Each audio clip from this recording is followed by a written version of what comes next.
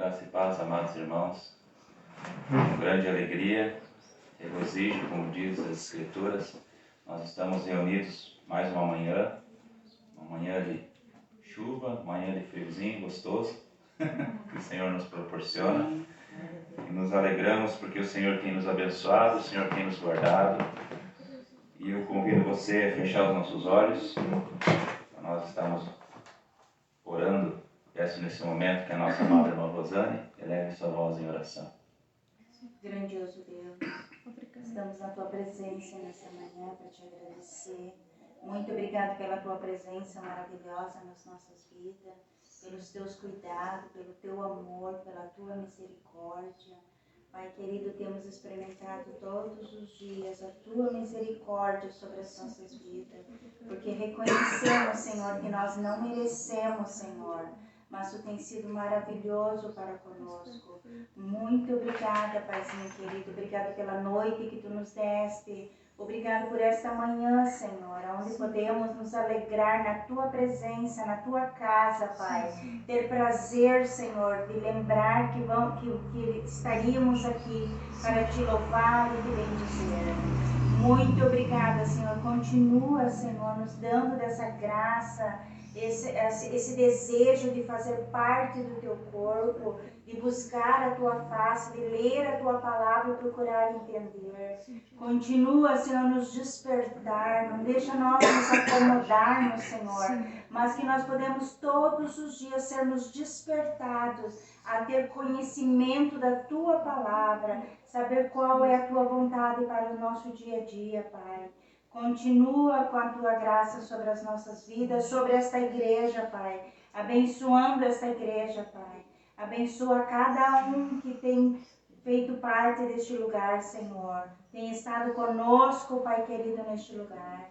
Abençoa a vida do Teu servo, Pai. Abençoa a vida do pastor Estevão. A sua família seja envolvida, Pai querido, nos Teus cuidados.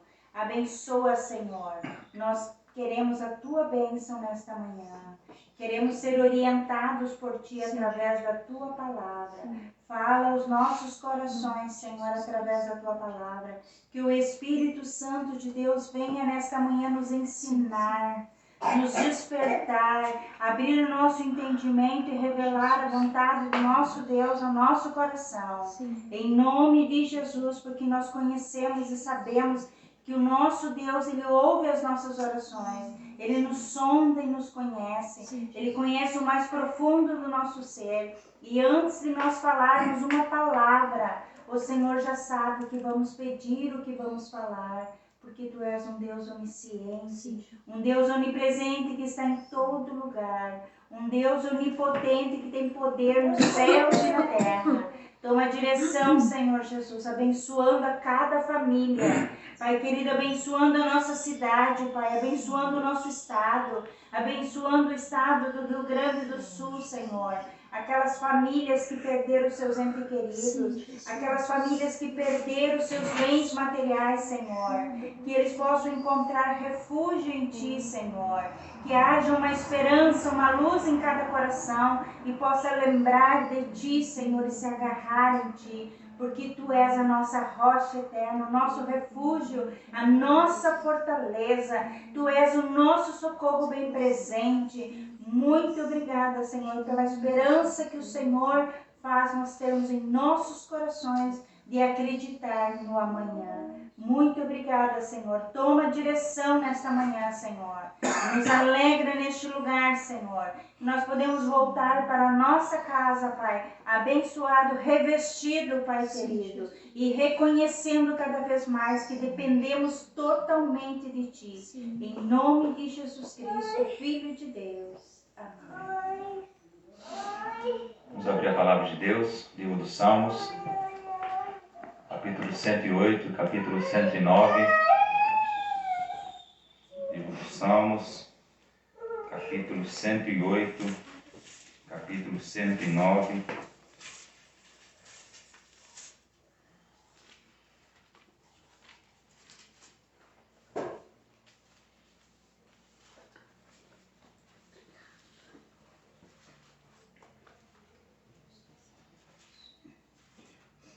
pode ler um versículo no livro dos Salmos, capítulo 108, capítulo 109. A palavra de Deus começa dizendo assim: Firme está o meu coração, ó Deus.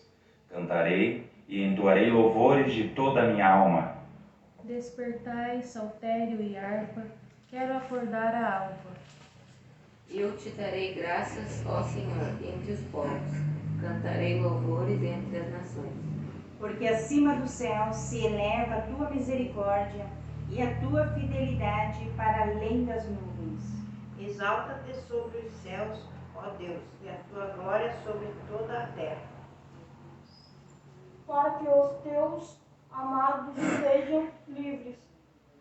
Salva com a tua destra e responde-nos. Disse Deus, na sua santidade, exultarei, dividirei Siquém, e medirei o vale de Sucote. Meu é Gileade, meu é Manassés. Efraim é a defesa da minha cabeça, Judá é o meu cetro. Moabe, porém, é a minha bacia de lavar, sobre Edom atirarei a minha sandália, sobre a Filícia jubilarei. Quem me conduzirá à cidade fortificada? Quem me guiará até Edom? Não fostes tu, ó Deus, que nos rejeitaste e deixaste de cair com nossos exércitos? Presta-nos auxílios na angústia, pois vão é o socorro do homem. Em Deus faremos proezas, pois Ele calcará os pés nos nossos inimigos. O Deus do meu louvor, não te cales. Pois contra mim se desatarão lábios maldosos e fraudulentos. Com mentirosa língua falam contra mim. Cercam-me com palavras odiosas, e sem causa me fazem guerra.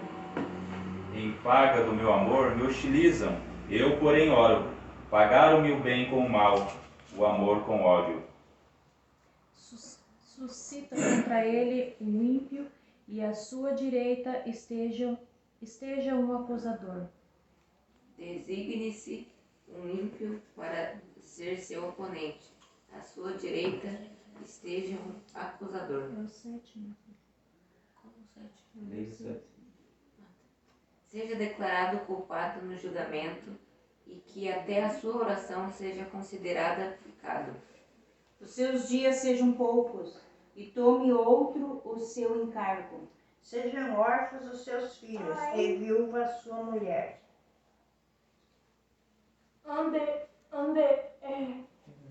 Errantes os seus filhos e mendiguem e seja expulso das ruínas de suas casas. De tudo que tem, lance mão o usuário. Do fruto do seu trabalho, esbulhem-no os estranhos. Ninguém tenha misericórdia dele, nem haja quem se compadeça aos seus órfãos. Desapareça a sua posteridade, na seguinte geração se extingue o seu nome. Na lembrança do Senhor, viva a iniquidade de seus pais, e não se apague o pecado de sua mãe. 15. Estejam os seus pecados sempre perante o Senhor, e na terra ninguém jamais se lembre da sua família. Porque não se lembrou de usar de misericórdia, mas perseguiu o aflito e o necessitado, como também o quebrantado de coração, para os entregar à morte. Visto que amou a maldição, ela lhe sobrevenha, e pois que não desejou a bênção, ela se afaste dele. Vestir-se de maldição como de uma túnica. Premete como água no seu interior, e nos seus ossos como azeite. Seja-lhe como a roupa que o cobre e como o cinto com que sempre se cinge. Tal seja da parte do Senhor o galardão dos meus contrários e dos que falam mal contra a minha alma. Mas tu, Senhor, Deus, age por mim por amor do teu nome. Livra-me, porque é grande a tua misericórdia. Sou pobre e necessitado, e no íntimo o meu coração está abatido. Vou passando como a sombra que declina, sou atirado para longe como um gafanhoto. De jejuar estão enfraquecidos os meus joelhos, e a minha carne emagrece. Torne-me para eles objeto de opróbrio. Quando me vê, meneira a cabeça. Socorre, Senhor, Deus meu. Salva-me segundo a tua misericórdia. Para que saibam vir isso das tuas mãos, que tu, Senhor, o fizeste. 28. Amaldiçoem eles, mas tu abençoa. Sejam confundidos os que contra mim se levantam. Alegrem-se, porém, o teu servo. Sejam os meus acusadores vestidos de desonra, que a vergonha os cura como um manto. Muitas graças darei ao Senhor com os meus lábios. Louvá-lo-ei no meio da multidão. Pois se porá à direita do pobre, para o livrar dos que condenam a sua alma. Pai, nos colocamos diante de Ti, diante da Tua presença, Senhor, nessa manhã. Te agradecemos por todos os momentos que temos passado contigo, pelo Teu cuidado com as nossas vidas, Senhor, pelo Teu amor, Senhor, sempre derramado, Senhor, pela Tua graça sempre sendo derramado sobre nós. Deus, a Tua palavra fala que Tu nos guarda com o Teu poder, Senhor. E sabemos disso, que Tu és o autor e consumador da nossa fé também, ó Pai. Muito obrigado por todas as coisas. Obrigado, Senhor Jesus Cristo, por esse momento que nós podemos render louvores a Ti. Recebe, Senhor, o nosso louvor, a nossa adoração. Nós estamos nessa manhã aqui nos regozijando, Senhor, nos alegrando em Ti, Senhor, e desejando, Senhor, Te louvar e aprender mais e mais de Ti. Em nome de Jesus. Amém.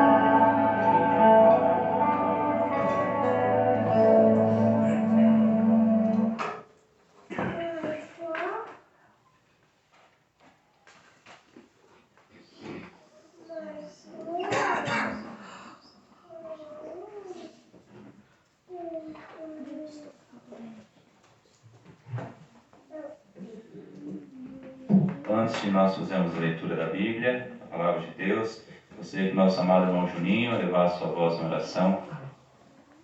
Senhor, meu Deus, meu Pai, nos alegramos, ó Deus, de podermos estar reunidos nessa manhã para cultuar o Teu santo nome, ó Pai. Ó Senhor, abençoe cada um aqui presente, ó Deus. Abençoe aqueles que não puderam vir, ó Pai.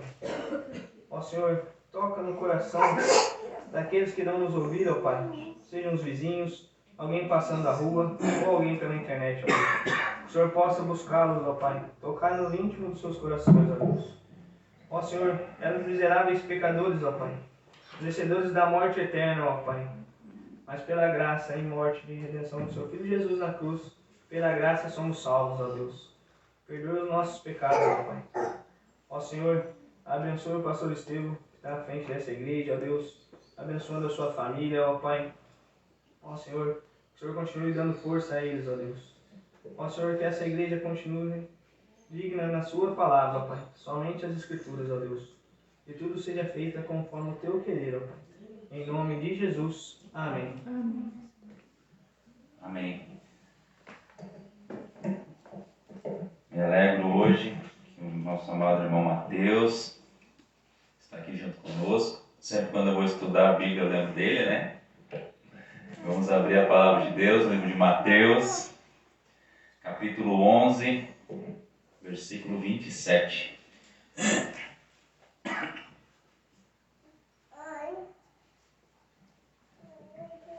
Mateus, capítulo 11, versículo 27.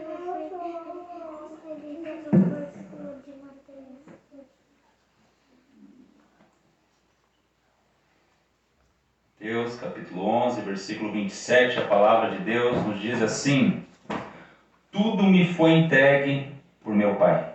Ninguém conhece o Filho, senão o Pai, e ninguém conhece o Pai, senão o Filho, e aquele a quem o Filho o revelar.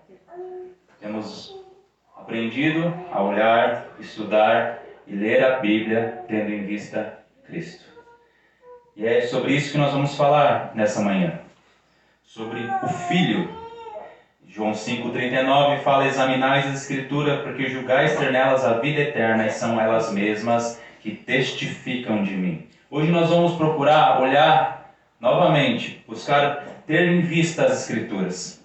2 Pedro 3,18 fala: antes crescer na graça e no conhecimento de nosso Senhor e Salvador Jesus Cristo, a Ele seja dada a glória, assim agora como no dia da eternidade. Esse conhecer aqui, ele tem a ver com a salvação. Conhecer o Senhor Jesus, ele tem a ver com um conhecimento íntimo do Senhor Jesus. E o versículo que nós lemos fala que o Filho se revela a quem Ele quiser. João 17,3 fala: e a vida eterna é esta, que te conheçam a ti só, por único Deus verdadeiro, e a Jesus Cristo a quem enviaste. Novamente nós temos o tema de conhecer o Senhor. Conhecer significa crer nele, confiar nele. E nós vimos também anteriormente que nós estamos buscando descobrir o que o autor tensionava comunicar. Temos visto que não é nós que trazemos o significado para o texto, mas o próprio texto tem um significado. E nós temos visto que nós temos que estudar a Escritura à procura de ouro, à procura daquilo que o autor realmente queria nos comunicar, aquilo que o autor estava querendo nos dizer. Além disso, também nós vimos que o Espírito Santo de Deus inspirou as Escrituras. E nessa manhã nós vamos falar sobre o Pai, o Filho e a salvação. Perceba que é apenas um versículo. E eu espero que nós terminamos antes do meio-dia. Eu não vou fazer aquele esboço para passar mais para frente. Lembra daquele esboço? Mas nós estamos vendo que Mateus organiza o seu livro por ordem cronológica, não em ordem cronológica, mas por tópico. Capítulo 11, versículo 12, Mateus está tratando sobre os sinais do governo de Cristo e a sua oposição. E o tema nessa manhã é o Pai, o Filho e a salvação. E vamos olhar com os olhos de Mateus para o grande Rei, o nosso Senhor. O primeiro ponto que eu quero tratar com você é: tudo foi entregue ao Filho. Veja, o começo do texto nos fala assim no versículo 27. Tudo me foi entregue por meu Pai. Jesus anteriormente mostrou a fonte secreta da livre eleição de Deus. Nós vimos anteriormente sobre isso. Nós vimos anteriormente também Jesus falando sobre a graça, sobre o poder, sobre a soberania e a misericórdia do Pai. Agora Jesus mostra de que maneira a graça da salvação chega até os homens. E nesta manhã eu desejo que nós venhamos observar o que a Escritura nos diz. Nós temos que sempre ter em vista aquilo que a palavra de Deus nos diz. Quando começamos a estudar as Escrituras, não é muito difícil de ver que a salvação pertence ao Senhor. Comece a ler as Escrituras de forma séria, de forma a olhar os textos que se dizem, e nós vamos ver que a salvação pertence ao Senhor. Gênesis, Êxodo, os capítulos seguintes que se falam, chegamos em Jonas 2,9, a salvação pertence ao Senhor. O detalhe é que muitas vezes nós temos que chegar a ser engolidos por um grande peixe para nós entendermos isso. Nós temos que passar por grandes aflições, por grandes lutas, por grandes necessidades, para nós entendermos que é o Senhor que nos sustenta e que é o Senhor que nos guarda. Em cada livro, em cada texto, em cada capítulo, em cada versículo, há um componente que mostra a soberania, o poder, a majestade de Deus na salvação. Irmãos, as pessoas têm que se esforçar muito para utilizar a Escritura para mostrar que o homem tem que fazer algo para ser salvo, além do que o Senhor está fazendo. Que o homem tem que fazer algo com méritos para ser salvo. A própria Escritura fala que nós não temos mérito nenhum. Nós somos salvos somente pela graça do Senhor. Em Efésios 1,4 fala que Deus escolheu antes da fundação do mundo. Versículo 3 e 4 diz assim: Bendito Deus e Pai de nosso Senhor Jesus Cristo, que nos tem abençoado com toda sorte de bênçãos espiritual nas regiões celestiais em Cristo, assim como nos escolheu nele antes da fundação do mundo, para sermos santos e irrepreensíveis perante ele em amor. A não ser que nós estivéssemos lá junto com ele antes da fundação do mundo. Foi ele que nos escolheu, através da sua soberania. Há diversos textos na Escritura que falam sobre o poder de Deus na salvação, para a salvação. Mas o ponto que eu quero chegar é que muitas vezes as pessoas ficam muito ansiosas por quererem saber quem realmente são salvos e se foram predestinados a serem salvos. Como diz Calvino, começo a perguntar ansiosamente como eles podem ter certeza do propósito secreto de Deus e assim mergulham em um labirinto no qual não encontrarão escapatória. E Jesus traz isso aqui no texto que nós lemos de Mateus capítulo 11, 27. Ele ordena que eles se dirijam a Ele a fim de se obter a certeza da salvação. Veja o que ele nos diz. Tudo me foi entregue por meu Pai. E nessa manhã nós vamos focar nesse detalhe aqui do Senhor Jesus. O significado, portanto, é que a vida é exibida para nós no próprio Cristo e que ninguém participará daquela que não entra pela porta da fé. Sem Cristo não há vida. Sem Cristo não há salvação. Nós vemos agora que Jesus conecta a fé com a eterna predestinação de Deus, duas coisas que os homens tolamente e perversamente consideram inconsistentes um com o outro. Muitas pessoas não conseguem entender como que Deus salva se eu fui até Jesus. Mas eu falo para você que nós só fomos até Jesus porque Deus mudou o nosso coração e nós cremos e nos arrependemos. Embora a nossa salvação sempre tenha sido escondida com Deus, Cristo é o canal pelo qual Ele flui para nós. E a recebemos pela fé, para que ela seja segura e ratificada em nossos corações. Nós não temos a liberdade, então, de nos afastarmos de Cristo, a menos que optemos em rejeitar a salvação que Ele nos oferece. O ponto que vejo aqui também é que ninguém pode ser salvo sem o Filho. Muitas religiões não têm Cristo como seu Salvador. E esses não podem ser salvos sem Jesus. E eu gostaria de falar sobre isso nessa manhã. Quem é o Filho? Quando começamos a estudar os livros da Bíblia, estudar as Escrituras, buscamos descobrir aquilo que o escritor buscava tensionar. Nós somos levados a que eu chamo de uma grande floresta com milhões, milhares de tesouros a serem encontrados. Cada versículo pode nos levar a dezenas de outros versículos que nos fazem se deleitar na santa, infalível palavra de Deus. Olhe para Mateus 11, 27. Quantos versículos que nós lemos nessa manhã? Apenas um. E eu quero te levar a nós procurarmos tesouros nas Escrituras nessa manhã. Por isso que eu falo que talvez a gente saia até o meio-dia. Nessa manhã eu gostaria de ir com você até o livro de João, no local próximo que nos trará dezenas de tesouros. Abra o livro de João. Antes disso, eu gostaria de falar com você sobre os evangelhos. Quais são os evangelhos? Você sabe me dizer quais são os evangelhos? Mateus, Marcos, Lucas e João. Eles estão bem próximos. Mateus, como nós vimos, tem como objetivo, o tema principal, nos mostrar o grande rei davídico que veio redimir seu povo e estabelecer o seu reino de justiça. Ele foi primeiramente dirigido aos judeus. Marcos concentra-se no paradoxo de que Cristo inaugurou poderosamente o seu reino escatológico através da aparente derrota na cruz. Vergonhosa derrota na cruz.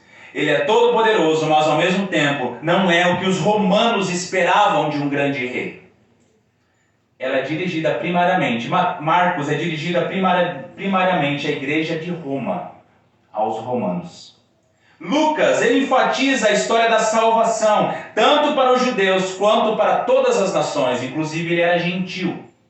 O foco dele é a história do que Deus fez em Jesus para conduzir pecadores à salvação. Ela é dirigida primariamente para os gentios, para os gregos, porque ele dá muitos detalhes sobre tudo. E João tem um propósito central na identidade de Jesus como Cristo, como Filho de Deus. Por isso que nós vamos para o livro de João. Nós vamos olhar para o livro de João, falando sobre o Filho de Deus. Eu desejo que você acompanhe comigo nessa manhã. Primeiro, o Filho estava com Deus e era Deus. Livro de João, capítulo 1, versículo 1 até o 5, diz assim, acompanhe comigo.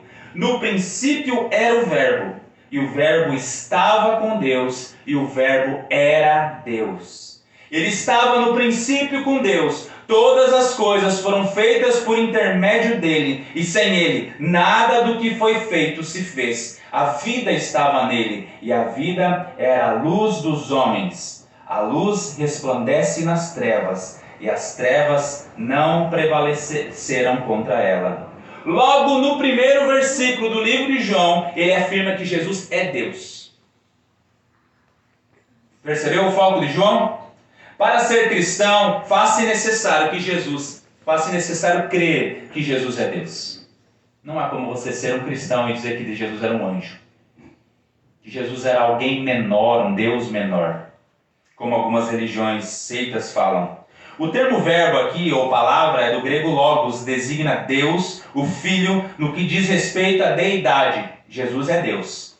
Jesus e Cristo se refere à sua encarnação, à sua obra salvífica. Irmãos, na história durante os primeiros 3 séculos, as doutrinas da pessoa de Cristo focaram intensamente em sua identidade como Logos, como a palavra.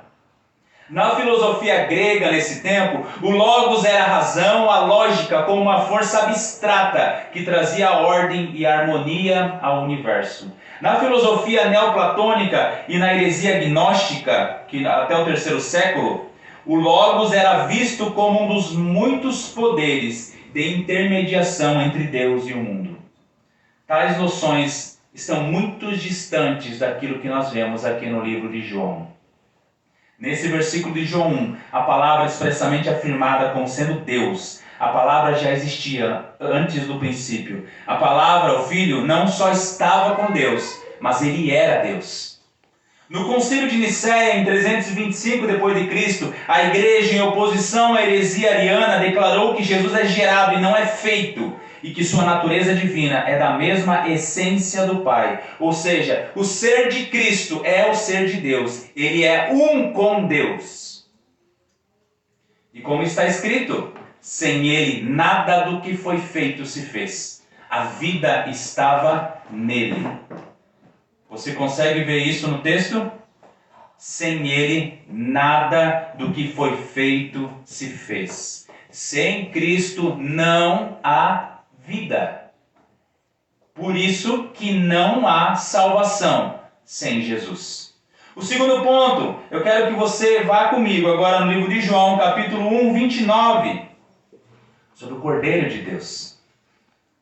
Está escrito: no dia seguinte, viu João a Jesus que vinha para ele e disse: eis o Cordeiro de Deus, que tira o pecado do mundo. Cristo é o Cordeiro de Deus, aquele profetizado por Isaías. Isaías 53, 7 fala: ele foi oprimido e humilhado, mas não abriu a boca, como cordeiro foi levado ao matadouro, e como ovelha muda perante os seus tosquiadores, ele não abriu a boca. Cristo é o Cordeiro de Deus em obediência e submissão a Deus. Ele foi levado como ovelha e pagou a penalidade. E este nos leva a um dos textos mais mal entendidos das Escrituras. Não precisa abrir. Em Gênesis 22 conta a história de Abraão, que levou Isaque, o seu filho, para ser sacrificado. E no verso fala, respondeu, que o seu filho pergunta: meu pai, aonde que está o cordeiro, né? Eis o fogo e a lenha, mas onde está o cordeiro para o holocausto? E Abraão responde para ele: Deus proverá para si, meu filho, o cordeiro para o holocausto. E seguiu ambos juntos. No final, Deus proveu o cordeiro, e Abraão pôs o nome daquele lugar de: o Senhor proverá, Jeová Jiré. Daí se diz até o dia de hoje: no monte do Senhor se proverá. Veja, Jeová Jiré, o Deus que provê, o Senhor proverá. Como que é utilizado esse texto? O Senhor vai prover dinheiro, sucesso, bens, casas, muitas riquezas para todas as pessoas, porque Deus é o Deus, o Senhor, o Jeová Jiré, o Senhor que provê. É isso que o texto está nos dizendo? Deus proverá o cordeiro. Deus proveu o cordeiro para o holocausto, para o sacrifício perfeito. E o cordeiro de Deus se fez propiciação por nossos pecados. E é isso que está escrito no nosso texto: o cordeiro de Deus que tira o pecado do mundo. Por que nós não precisamos fazer mais sacrifícios? Porque Deus proveu o cordeiro que tira o pecado do mundo, o sacrifício perfeito. Terceiro, eu quero te levar a João capítulo 1, versículo 33. Eu não o conhecia, aquele, porém, que me enviou a batizar com água, me disse: aquele sobre quem virei descer e pousar o Espírito. Este é o que batiza com o Espírito Santo. Então o terceiro é aquele que batiza com o Espírito Santo. O Antigo Testamento antecipa o tempo da redenção como o tempo em que o Espírito seria derramado sobre o povo de Deus. Paulo refere-se a Jesus como segundo Adão, que se tornou um Espírito vivificante. Só depois que Jesus retorna ao céu que ele envia o Espírito Santo, que é o Consolador. O batismo com o Espírito Santo ocorre com o novo nascimento. Este constitui pecadores desamparados como filhos e filhas de Deus. Veja o poder de Jesus Cristo. Esse batismo também capacita todos os cristãos para o serviço de Cristo. Sem o Espírito Santo de Deus, não existiria a igreja de Jesus. E Jesus é quem o batiza com o Espírito Santo. Lembre, tenha foco no nosso texto. Tudo é por meio do Filho. Em quarto lugar, João 1,34 fala: pois eu de fato vi e tenho testificado que ele é o Filho de Deus. João Batista foi testemunha quando batizou Jesus, que o Espírito foi enviado do céu e disse: esse é meu Filho amado, em quem me comprazo. Enquanto o Filho de Deus era usado de várias maneiras pelos antigos judeus e os gentios, o testemunho de João Batista, o último dos profetas da antiga ordem, é bem claro. Jesus é o Filho de Deus, é o único Filho gerado do Pai. Em quinto lugar, eu quero te levar para João 3, versículo 13. João 3,13 fala: ora, ninguém subiu ao céu senão aquele que de lá desceu, a saber, o Filho do Homem que está no céu. Jesus tem autoridade para falar das coisas celestiais, denunciando as palavras que lhe foram dadas pelo Pai. Filho do Homem é uma autodesignação preferida de Jesus. Nós já falamos anteriormente sobre isso. Ela tem a sua raiz especialmente na visão de Daniel, em que ele é semelhante ao Filho do Homem.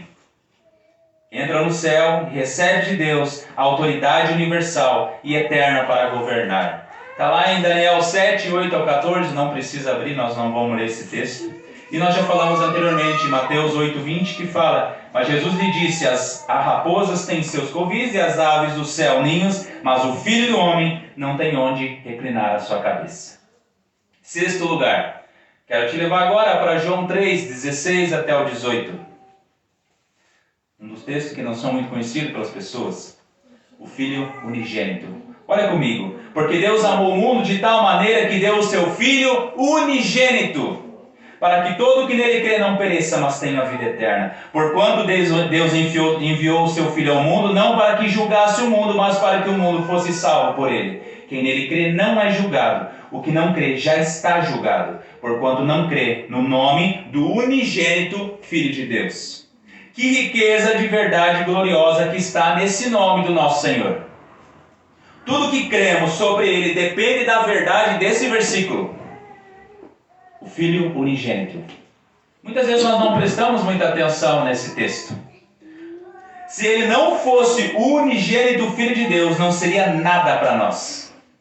Esse nome, a parte da verdade bíblica de Jesus Cristo, é Deus, igual em todas as coisas com o Pai. Ronald Ranco, ele afirma que um aspecto da grande verdade que Jesus é o Filho único de Deus é que sua filiação é a base e a razão para a nossa. Nós só somos filhos de Deus por causa de Jesus. Por isso a Escritura chama ele de primogênito. Em Hebreus 1,16 diz assim novamente, ao introduzir o primogênito no mundo, diz: e todos os anjos de Deus o adorem.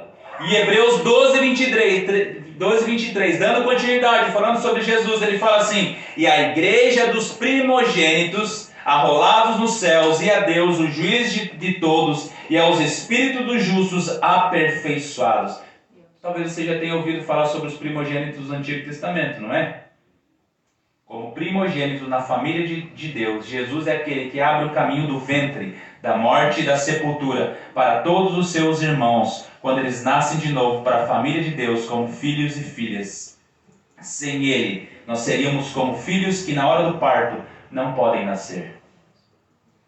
Antecipando a sua obra como primogênito, nós vemos que todo primogênito do Antigo Testamento ele era dedicado a Deus. Lembra de Esaú? Esaú vendeu a sua primogenitude. Ele desdenhou a bênção de Deus. Agora os cristãos compartilham alegremente a herança de Jesus, o primogênito. Na Assembleia da Nova Aliança, todos os cristãos são primogênitos. Eles podem adorar no céu e na terra por causa de Cristo. O Filho unigênito de Deus é o nosso Deus. Sétimo lugar, o Filho amado. Quero te levar a João 3, versículo 35. João 3, 35 diz assim: o Pai ama o Filho e todas as coisas tem confiado nas suas mãos. Somos levados ao nosso texto dessa manhã, não é? Tudo me foi entregue por meu Pai. O Pai ama o Filho e todas as coisas tem confiado nas suas mãos. O Pai deu todo o poder para o Filho. Isso inclui o poder de conferir vida e de julgar. João 5, 21 e 22 Diz assim: pois assim como o Pai ressuscita e vivifica os mortos, assim também o Filho vivifica aqueles a quem quer. E o Pai a ninguém julga, mas o Filho confiou todo o julgamento. Bem diferente do que o mundo fala sobre Jesus, não é? João 5, 27 e 29. E lhe deu autoridade para julgar, porque é o Filho do homem. Não vos maravilheis disso, porque vem a hora em que todos os que se acham nos túmulos ouvirão a sua voz e sairão. Os que tiverem feito bem para a ressurreição da vida, e os que os tiverem praticado mal para a ressurreição do juízo. Jesus é o Filho amado, que tem todo o poder nos céus e na terra. Em sétimo lugar, eu quero te levar para João 6, versículo 14. Ele é o profeta. Está escrito assim: vendo, pois, os homens o sinal que Jesus fizera, disseram: este é verdadeiramente o profeta que devia vir ao mundo. Ele devia ser um profeta semelhante a Moisés, como está escrito em Deuteronômio 18:15. O Senhor teu Deus te suscitará um profeta no meio de ti, de teus irmãos, semelhante a mim, e a ele ouvirás. Cristo exerce o ofício de profeta. Através desse componente, ele revela perfeitamente a plena vontade de Deus. Joey Bick, ele escreveu o seguinte: esse ofício tem vários nomes. Cristo é um mestre, o apóstolo da nossa confissão, o anjo da aliança, o verbo de Deus, a própria sabedoria de Deus e os tesouros da sabedoria e do conhecimento. Para ser o perfeito profeta, Cristo tinha que ser tanto Deus quanto homem. Foi necessário para ele ser Deus para alcançar a compreensão e os ministérios perfeitos e a vontade de Deus. Se ele não tivesse sido homem, ele não poderia ter devidamente declarado essa vontade para o homem através da sua própria pessoa. Agora eu quero te levar para João 6, 19, versículo 20. O eu sou. Diz assim, João 6, 19, 20. Tendo navegado uns 25 a 30 estádios, eis que viram Jesus andando sobre o mar, aproximando-se do barco, e ficaram possuídos de temor. Mas Jesus lhe disse: eu sou, não temais. Ou sou eu, não temais. Salmo 77, 19, ele retrata poeticamente a partida dos israelitas do Egito, quando o caminho do Senhor foi através do mar. Sua vereda através das grandes águas, ainda que suas pegadas não fossem vistas pelos israelitas e os egípcios. Aqui o grego, no verso 20 de João 6, diz enfaticamente: eu sou. E isso nos leva ao nome pactual do Senhor revelado a Moisés diante da sarça ardente. O Deus, eu sou. João 8, 30 e 58 diz: respondeu-lhe Jesus: em verdade te digo, antes que Abraão existisse, eu sou. Trata-se de uma referência clara à eterna preexistência de Jesus, visto que esse atributo exclusivo de Deus, esse texto é uma afirmação contundente que Jesus é Deus. O termo presente do verbo pressupõe o eterno presente da eternidade de Deus. Eu sou também é um convite que nos leva ao Antigo Testamento, em Êxodo 3,14. Ele não estava no passado, não estava distante, ele se encarnou, ele é o Cristo, o Senhor de toda a terra. Ele é o Deus, eu sou. 10º lugar, vai comigo em João 6,35. Declarou-lhe, pois, Jesus: eu sou o pão da vida, que veio a mim, quem vem a mim jamais terá fome, e o que crê em mim jamais terá sede. Essa é a primeira das 7 afirmações do eu sou no Evangelho de João. A expressão nos leva novamente a Êxodo 3,14. E é uma reivindicação implícita que Jesus é Deus. Agora, João 7, 37 ao 38. A fonte da água viva. João 7, 37 e 38 diz assim: no último dia, o grande dia da festa, levantou-se Jesus e exclamou: se alguém tem sede, venha a mim e beba. Quem crer em mim, como diz a Escritura, do seu interior fluirão rios de água viva. Jesus é aquele que sacia a nossa sede, como diz em João 4,10. Replicou-lhe Jesus: se conhecereis o dom de Deus, e quem é o que te pede, dá-me de beber, tu lhe pedirias, e ele te daria água viva. O Antigo Testamento emprega água viva ou água corrente como uma referência à atividade divina. Novamente, Jesus é Deus. 12º, são 65. A luz do mundo. João 8,12. Vamos lá em João 8,12, diz assim: de novo lhe falava Jesus, dizendo: eu sou a luz do mundo. Quem me segue não andará nas trevas, pelo contrário, trará a luz da vida. É dito que Jesus falou estas palavras no último dia da festa de tabernáculos. Mesmo que esse anúncio tenha vindo após a festa, ele evoca uma imagem associada àquela festa. Para você entender, vista que nos últimos dias de Jesus eram usadas lâmpadas como parte da celebração, a festa dos tabernáculos, para comemorar a coluna de fogo que fornecia luz e orientação a Israel no deserto. Jesus é a luz para o qual a coluna de fogo aponta. Jesus é a luz para o qual a coluna de fogo apontava. Por que nós não fazemos mais festa do tabernáculo? Porque tem Jesus. Aquela festa apontava para Jesus. Por que nós não fazemos igual os judeus as festas do Antigo Testamento, as festas, coisas cerimoniais? Porque tudo aquilo apontava para o nosso Senhor, para Jesus. Como Deus é luz, as palavras de Jesus equivalem a uma reivindicação que Ele é Deus. O eu sou novamente nos leva ao Antigo Testamento. O Deus eu sou. 13º, o libertador. João 8,36 fala: se pois o Filho vos libertar, verdadeiramente sereis livres. Quem que nos liberta? Jesus, o Filho. A regeneração, o novo nascimento, é uma obra do Espírito Santo, realizada com base na morte e na ressurreição de Cristo em nosso favor. Aqui, quando se fala em liberdade, Jesus não está falando em liberdade política ou uma liberdade pelo qual nós somos libertados de alguma escravidão física. A verdadeira liberdade é servir a Deus, cumprir os seus propósitos, daqueles que são especialmente criados à imagem de Cristo. O pecado nos priva desse cumprimento, porque cobre com nuvens espessas nossas mentes, degrada os nossos sentimentos, escraviza nossas vontades. E essa escravidão nós chamamos de depravação total. O seu único remédio é a graça de Deus, na confiança de nosso libertador, o nosso Senhor. 14º, João 10, versículo 7. A porta.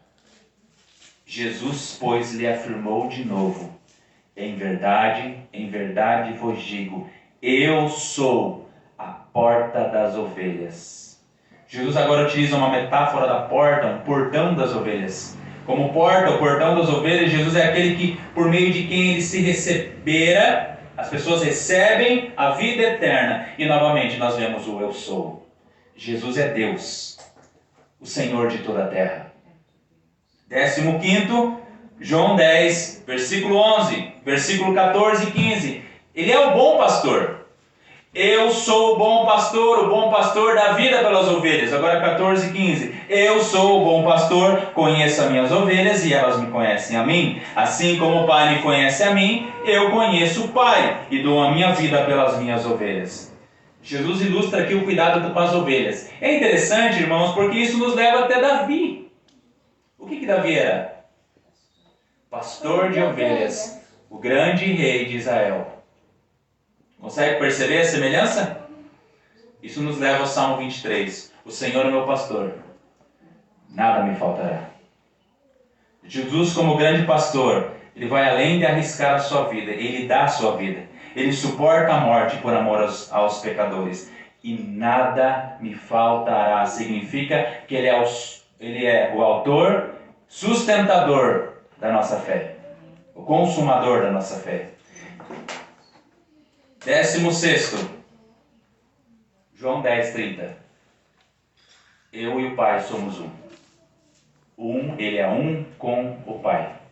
O Pai, o Filho e o Espírito Santo têm a mesma plenitude da natureza divina. Essa unidade, essência, chamamos de Trindade, onde o Pai, Filho e Espírito Santo são o mesmo, único Deus. Agora vamos para João 11, 25 e 26. 17º, a ressurreição e a vida. Disse-lhe Jesus: Eu sou a ressurreição e a vida. Quem crê em mim, ainda que morra, viverá. E todo que vive e crê em mim não morrerá eternamente. Crês nisso? Para o cristão, a vida não termina na morte, mas prossegue eternamente com uma infindável vida de comunhão com Deus. Isso é tanto verdadeiro para aqueles que estão como Lázaro, por exemplo, no túmulo, como para nós que ainda vivemos. O ponto aqui é que somente por meio de nossa união com Cristo, o Senhor de vivo, pela fé somente, é que os crentes passam a experimentar uma vida abundante da era vindoura, a qual começa agora pelo poder do Espírito Santo e atingirá a consumação da ressurreição de nossos corpos. Convido você a ler João capítulo 12, versículo 13. O rei de Israel.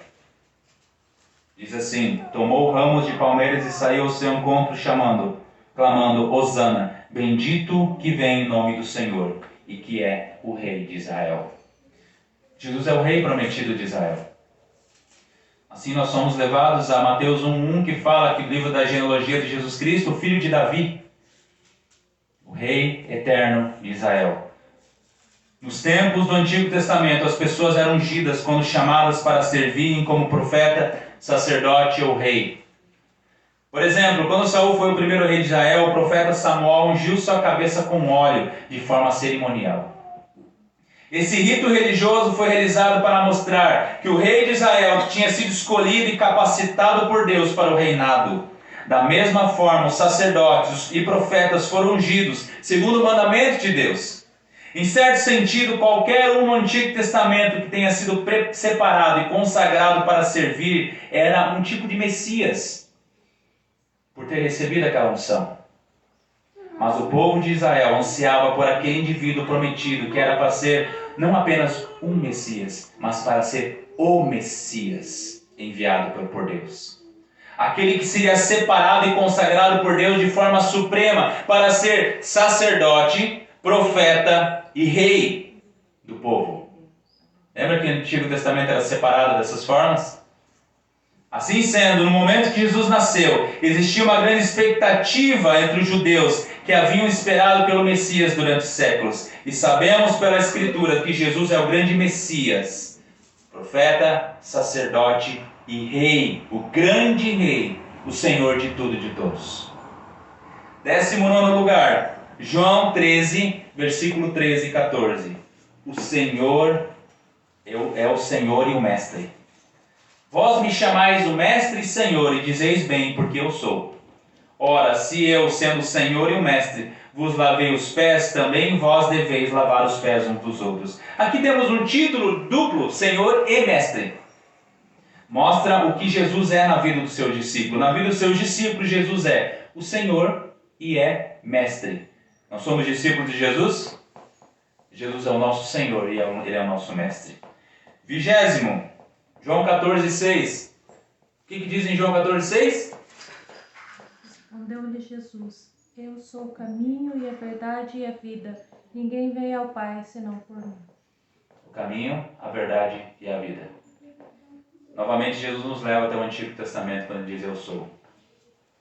Ele é o único caminho pelo qual alguém pode chegar a Deus. Ah, mas o mundo diz assim, mas ele está errado, isso é intolerância religiosa. Não é? Todos os deuses podem levar até Jesus. Isso é mentira, porque todo Deus é a mesma coisa, não é o que o mundo fala? Mas Jesus diz, eu sou. Não há Deus além de mim. Esse é o ensino bíblico que sem Jesus Cristo jamais alguém irá até Deus. Todos os outros deuses e religiões são falsos, somente o cristianismo bíblico e Jesus Cristo são verdadeiros. Ah, que intolerante. É o que a Bíblia fala. Ou nós cremos ou nós não somos cristãos. Como está escrito, porquanto há um só Deus e um só mediador entre Deus e os homens, Cristo Jesus, homem, o qual a si mesmo se deu em resgate por todos, testemunho que se deve prestar em tempos oportunos. 1 Timóteo 2, 5 e 6. João 15:1. João 15:1, ele é a videira verdadeira. Ele diz, eu sou a videira verdadeira, o meu pai é o agricultor. Aqui o termo verdadeiro significa genuíno. Jesus é a videira final e real quando comparado a Israel, qual era um tipo e prefigurava a realidade. No Antigo Testamento, Israel era chamado de videira ou a vinha de Deus. Israel foi julgado por não produzir frutos, enquanto Jesus é e faz o que aquele tipo significava. E encontramos novamente o eu sou. Você tem dúvida que Jesus é Deus? Leia o livro de João. 22º. É 60, está chegando. João 20, versículo 31. Jesus é o Cristo, o Filho de Deus. Estes, porém, foram registrados para que creiais que Jesus é o Cristo, o Filho de Deus, e para que, crendo, tenhais vida em seu nome. Os 4 evangelhos, o Antigo Testamento, o Novo Testamento, foram escritos com propósito de mostrar Jesus como Filho, como Cristo, o Filho de Deus. Jesus é muito mais que um operador de milagres, ele é o Cristo, a palavra encarnada. Com o Pai e o Espírito Santo, ele é Deus. Irmãos, esse aqui foi um pouco da pesquisa, mas se a gente pesquisar mais, tem muito mais aqui no livro de João. Voltamos lá para Mateus. Mateus, capítulo 11, versículo 27. O Filho quem revela. Está escrito assim: ninguém conhece o Filho senão o Pai, e ninguém conhece o Pai senão o Filho, e aquele a quem o Filho quiser revelar. Desejo que nós observemos aqui. O versículo 27 é uma declaração cristológica de extrema importância e que se julga facilmente e que se ajusta facilmente ao seu contexto. Depois de declarar que o Pai concede verdadeiro entendimento dessas coisas aos pequeninos, nos versos anteriores, agora Jesus acrescenta que ele é o agente exclusivo dessa revelação. Quem revela aos pequeninos? Jesus. O Filho não só tem conhecimento, mas ele tem toda a autoridade para escolher aqueles a quem revelar a Deus. Carson afirma que o conhecimento recíproco de filho e pai, em que o pai é Deus, na verdade pressupõe uma filiação especial. E esse conhecimento mútuo único garante que a revelação transmitida pelo Filho é verdadeira. Não menos espantoso a respeito desta reciprocidade é a sentença: ninguém conhece o Filho a não ser o Pai.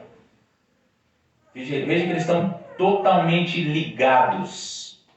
Nenhum mero mortal teria coragem de falar dessa forma. Existe um mundo fechado entre si mesmo, do Pai e do Filho, que só é aberto aos outros pela revelação fornecida pelo Filho. Jerônimo, citado em Probrados, ele diz assim: uma coisa é conhecer por meio da paridade da natureza e outra, por meio da conscendência daquele que revela. Essa revelação não é só factual, ou seja, o Filho revela essas coisas, mas é também a pessoal. O Filho revela a Ele, o Pai. O Filho revela o Pai de tempos em tempos para aqueles que Ele quer. Da mesma forma como o Filho louva o Pai por revelar ou esconder de acordo com a sua vontade, também o Pai autoriza o Filho a revelar ou não, segundo a sua vontade. O texto põe imensa ênfase na pessoa e na autoridade de Jesus. O pensamento encontra eco estreito em João. Lembra de João, como nós vimos, sobre o Filho de Deus. Isso, e em Lucas e Marcos, os chamados livros sinóticos também. O que essa passagem deixa claro é que a filiação e o messiado não são exatamente a mesma coisa. George Lade, ele fala que a filiação precede o messiado e, na verdade, é o fundamento para a missão messiânica. Por que Jesus é o grande Messias? Porque, primeiro, antes de tudo isso, ele é o Filho de Deus. Ele é o próprio Deus. Irmãos, para nós concluirmos nessa noite, essa manhã, às vezes falha. Eu gostaria de trazer algumas aplicações para nós. Primeira delas, sem Jesus não há salvação. João 3, 35 e 36 fala: o Pai ama o Filho e todas as coisas tem confiado às suas mãos. Por isso, quem crê no Filho tem a vida eterna. O que todavia se mantém rebelde contra o Filho não verá a vida, mas sobre ele permanece a ira de Deus. Esse crer aqui é muito maior que uma confiança rasa, que no primeiro obstáculo desiste de Jesus. Esse crer aqui é um dom de Deus que foi comprado pelo sangue de Jesus. Jesus é o autor e consumador dessa fé, dessa confiança, desse crer aqui. E esses que creem têm a vida. São salvos por ele. Segundo ponto, sem Jesus não há vida. João 5, 22, 27 diz: E o Pai a ninguém julga, mas o Filho confiou todo o julgamento, a fim de que todos honrem o Filho do modo porque honra o Pai. Quem não honra o Filho não honra o Pai que o enviou. Em verdade vos digo, quem ouve a minha palavra e crê naquele que enviou tem a vida eterna, não entra em juízo, mas passou da morte para a vida. Em verdade vos digo que vem a hora e já chegou, em que os mortos ouvirão a voz do Filho de Deus, e os que a ouvirem viverão. Porque assim como o Pai tem a vida em si mesmo, também concedeu ao Filho ter vida em si mesmo. E lhe deu autoridade para julgar, porque é Filho do homem. Quando Jesus disse Mateus, e o Mateus ouviu a sua voz, Jesus deu vida para ele. Se eu ouvi a voz de Jesus é porque ele me deu vida. Um Jesus totalmente diferente do que prega as ideologias desse mundo. Do que prega marxismo, progressismo e todos os ismos que nós encontramos por aí. Toda ideologia humana falha e afasta as pessoas do Jesus das Escrituras. João 1,5 diz: o princípio era o verbo estava com Deus, o verbo era Deus, ele estava no princípio com Deus, todas as coisas foram feitas por intermédio dele, sem ele nada do que foi feito se fez. A vida estava nele. E a vida era a luz dos homens, a luz resplandece nas trevas, e as trevas não prevalecerão contra ela. Sem o Jesus das Escrituras não há vida, não há salvação. Este é o ponto que precisa ser dito. Sem Jesus não há vida, porque a vida está nele. Terceiro, sem Jesus não há vida eterna.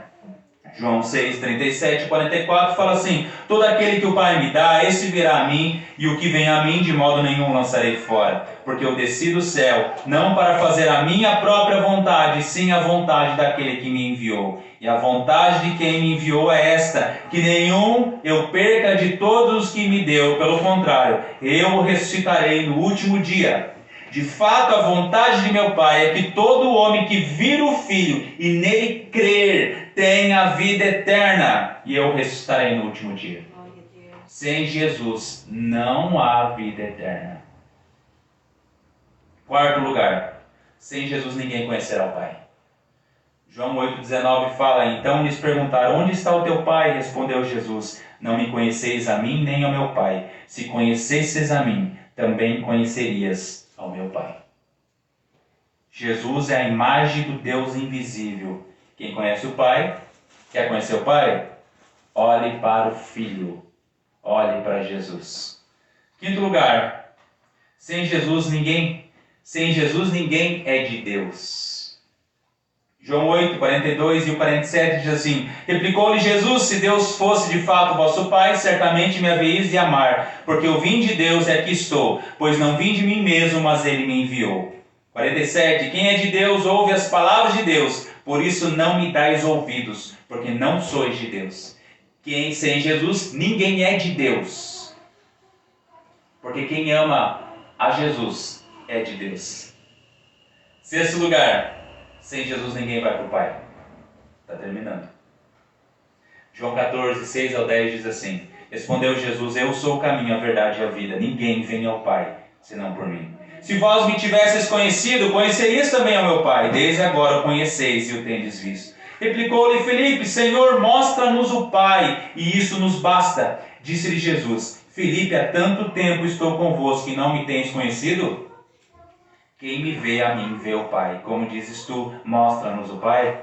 Não crês que eu estou no Pai e que o Pai está em mim? As palavras que eu vos digo, não as digo por mim mesmo, mas o Pai que permanece em mim faz as suas obras. Irmãos, Que nós venhamos continuar olhando, conhecendo e descansando no autor e consumador da nossa fé. Porque está escrito em Mateus 11, 27, tudo me foi entregue por meu Pai. Ninguém conhece o Filho senão o Pai. E ninguém conhece o Pai senão o Filho, e aquele a quem o Filho o quiser revelar. Louvado seja o nome do nosso Senhor. Te louvamos, Senhor, por mais essa manhã que nós podemos nos achegar em Tua presença. Muito obrigado pela Tua graça, pela Tua bondade, pelo Teu grande amor, Senhor. Em nome de Jesus, nós desejamos, Senhor, ter um dia abençoado por Ti. Deus, coloca diante de Ti a vida dos nossos irmãos que não puderam estar nessa manhã aqui nesse lugar. Que eles possam ser encontrados por Ti, que eles possam ser abençoados por Ti. Pai, nos colocamos diante de Ti, Senhor. Colocamos diante de Ti também aqueles que se encontram enfermos. Abençoa a vida da irmã Leia, minha esposa, Senhor, que ela possa ser abençoada por Ti. Que ela venha ter a sua saúde restaurada totalmente, Senhor. Assim como algum de nós também que está com alguma enfermidade, com alguma doença, com alguma necessidade, que nós possamos ser encontrados por Ti nessa manhã, Senhor. Nos guarde, Senhor, nos livre de todo mal, Pai. Abençoa a vida dos nossos irmãos ali no Rio Grande do Sul. As pessoas têm sofrido bastante, Senhor, mas que elas venham encontrar refrigério, venham encontrar descanso, consolo em Ti, Senhor. Que pessoas sejam salvas através de tudo isso. Nós não sabemos qual que é o Teu propósito em relação a isso, mas sabemos que Ele é bom, Senhor, e que Tua misericórdia dura para sempre. Muito obrigado, Senhor, por todas as coisas que tem nos dado e nos abençoado. Venha abençoar, trazer pessoas aqui para nos ajudar na Tua obra, pessoas, Senhor, que sejam compromissadas contigo, que sejam, Senhor, que estejam aqui se regozijando e cultuando a Ti juntamente conosco. Em nome de Jesus. Amém. Amém, meus irmãos? Se alguém tiver alguma